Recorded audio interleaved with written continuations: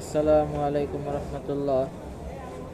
আমি 8/11/2000 ইংরেজি তারিখ রোজ বৃহস্পতিবার আমি বাসাখানপুর এলাকায় ইজতেমার জামাতে আসছি। আপনারা সবাই দোয়া করবেন আমি যেন যেভাবে সুস্থভাবে আসছি সুস্থভাবে যেন ফিরে যেতে পারি।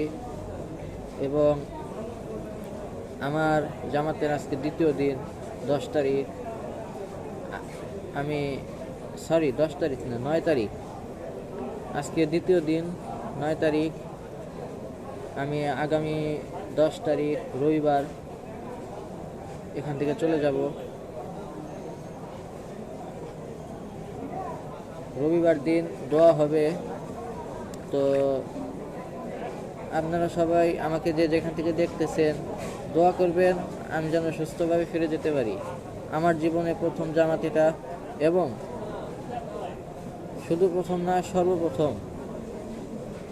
আমি ক্লাস 10-এর ছাত্র, বিবেকানন্দ হাই স্কুল অ্যান্ড কলেজের খন্দকার সিয়াম।